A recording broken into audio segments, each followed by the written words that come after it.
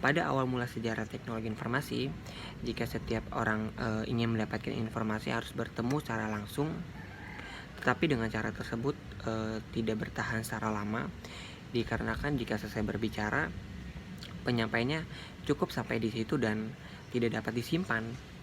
Eh, tetapi setelah perkembangan semakin meningkat, dimunculkanlah informasi melalui gambar. Dengan adanya gambar, informasi semakin luas, wawasannya juga semakin meningkat, dan dengan adanya gambar juga informasi ini dapat disimpan melalui perangkat-perangkat lainnya seperti flash disk atau ngirim lewat sosial media juga bisa. Teknologi informasi merupakan penjabaran dari teknologi baru. Hal ini dimaksudkan untuk setiap orang jika berbicara mengenai teknologi informasi, maka informasi di dalamnya itu merupakan pokok bahasan yang menggunakan teknologi mikro atau mesin perangkat mini. Dan untuk gambar yang sudah tertera di sini, ini adalah bentuk-bentuk komputer dari zaman dulu, dari tahun 1976 sampai dengan tahun 2009. Ini adalah bentuk komputer yang memang spesifikasinya dari zaman dulu sampai zaman sekarang itu berbeda banget. Mungkin kalau dulu itu kita menggunakan informasinya itu menggunakan mesin pengetikan, itu juga termasuk dengan mesin komputer, tetapi dengan software yang berbeda. Dan seiring berjalannya waktu semakin meningkat teknologi informasi yang didapat, diluncurkanlah teknologi-teknologi yang memang sesuai dengan zaman dan eranya gitu. Sehingga untuk teknologi informasi yang untuk sekarang ini mudah didapatkan dan banyak sekali dijual di berbagai tempat, bisa di mall atau mungkin di toko-toko elektronik.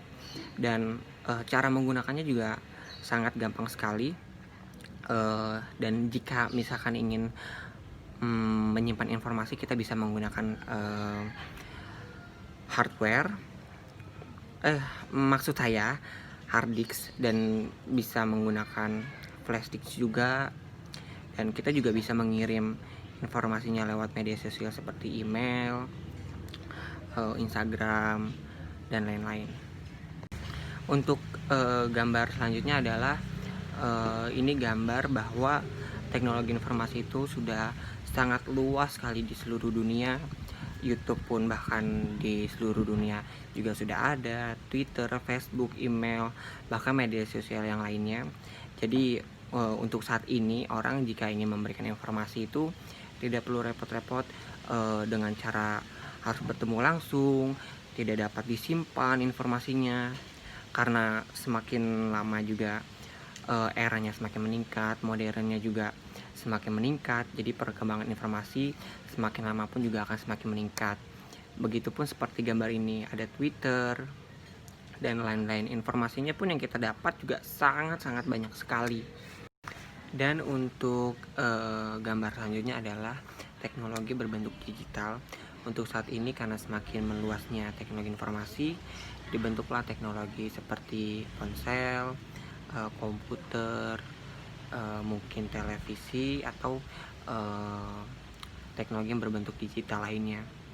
Hal ini memudahkan setiap orang untuk memberikan informasi dengan banyaknya orang ataupun dengan satu orang, dengan cara bisa menelpon ke orang yang ingin dituju, dengan orang yang lagi di luar negeri ataupun lagi di luar kota.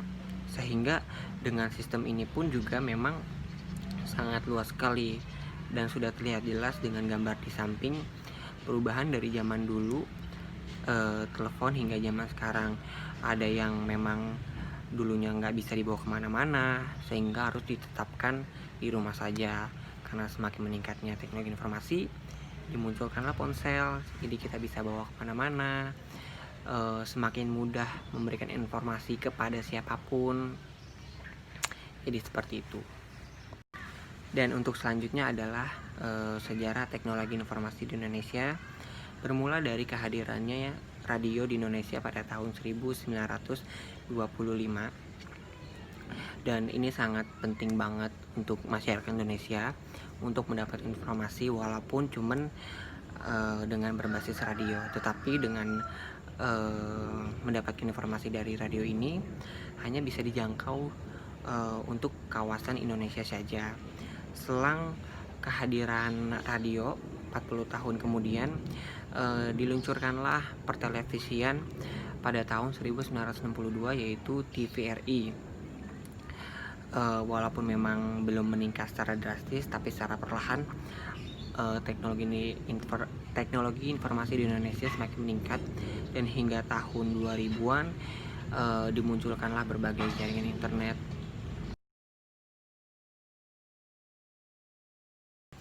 Untuk selanjutnya adalah pembahasan tentang teknologi di bidang pariwisata. Jadi pariwisata di Indonesia itu merupakan sektor paling terpenting di Indonesia, karena adanya teknologi di bidang pariwisata semakin meningkatnya ekonomi di bidang pariwisata Indonesia. Jadi pada tahun 2009 pariwisata menempati urutan ketiga dalam hal penerimaan devisa setelah komoditas minyak dan gas bumi serta minyak kelapa sawit yang diperjualkan di mana-mana. Untuk wisatawan mancanegara telah diprediksi bahwa sudah sebesar 11.523.963 juta atau tumbuh sebesar 10,79% di tahun sebelumnya. Dan untuk teknologi pariwisata juga sangat terbantu sekali dengan adanya perkembangan teknologi informasi, dan ini peranan yang sangat penting sekali jika adanya teknologi informasi. Jadi peran teknologi di bidang pariwisata itu semakin memudahkan orang-orang dan wisatawan untuk mendapatkan informasi yang didapat, bahkan di tempat terpencil pun atau di tempat yang memang jarang, di tempat wisata-wisata yang memang jarang orang datengin pun juga dengan adanya teknologi informasi itu semua akan dimudahkan. Jadi kita bisa mencari informasi lewat handphone, lewat komputer, lewat laptop, lewat manapun kita bisa mencarinya. Bahkan dengan adanya teknologi informasi untuk di bidang pariwisata juga memudahkan untuk membeli tiket pesawat, untuk memesan tiket hotel, membookingnya, atau membeli tiket kereta, tiket bus, tiket kapal, atau kita juga bisa membooking tempat wisata yang ingin kita tuju. Semuanya sangat dimudahkan sekali dengan adanya teknologi informasi dan teknologi di bidang pariwisata. Di antara keduanya itu sangat menyatu dan perannya sangat penting sekali. Dan untuk gambar ini ada dua tempat wisata, yaitu Gili Trawangan dan Pura Ulun Danau Beratan yang berlokasi di Bedugul, Bali. Dari dua tempat destinasi ini yang memang sering sekali dikunjungi dari berbagai wisatawan dan turis. Sebenarnya sih tempat destinasi wisata lain juga banyak yang sering didatengin untuk para turis, tapi kalau yang ini menurut saya yang memang terlalu mencolok sekali gitu loh, dikarenakan untuk yang Pura Ulun Danau Beratan itu tuh ciri khas di uang Rp50.000 gitu. Dan memang di Gili Trawangan juga itu tempat wisata yang memang bagus sekali, pantainya, lautnya indah, berbagai turis dari beberapa negara juga ada. Dan kita untuk mendapatkan informasi dari lokasi ini pun juga kita bisa cek di Google. Maka dari itu, teknologi di bidang pariwisata dan teknologi informasi itu sangat penting sekali peranannya, karena untuk mendapatkan informasi tentang pariwisata pun juga kita membutuhkan teknologi informasi juga, memudahkan untuk mendapatkan informasi mengenai objek-objek tempat wisata, lokasinya di mana, dan bahkan di tempat terpencil pun tuh kita akan tahu dengan adanya teknologi informasi. Dan sangat memudahkan kita sekali untuk mendapatkannya. Kita bisa ngecek dari informasi di media sosial, kita bisa ngeceknya di Google, dan di Instagram pun bisa, di YouTube bisa. Semuanya berbagai aplikasi pun juga sudah sangat nyaman sekali untuk dicarinya. Untuk kelebihan dan kekurangan teknologi pariwisata, yaitu sangat sekali memudahkan pariwisatawan untuk mengetahui tempat lokasi-lokasi yang sangat terpencil, bahkan yang memang sangat sulit dicari. Tetapi dengan adanya teknologi informasi, itulah kelebihannya kita, sehingga akan mendapatkan lokasi tersebut.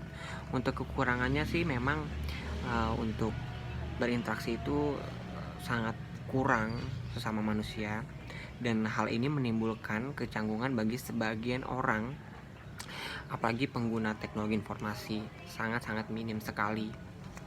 Terima kasih sudah mendengarkan presentasi dari teknologi informasi dan teknologi di bidang pariwisata. Mohon maaf bila ada kesalahan kata atau tutur kata yang memang kurang baik. Terima kasih. Selamat siang.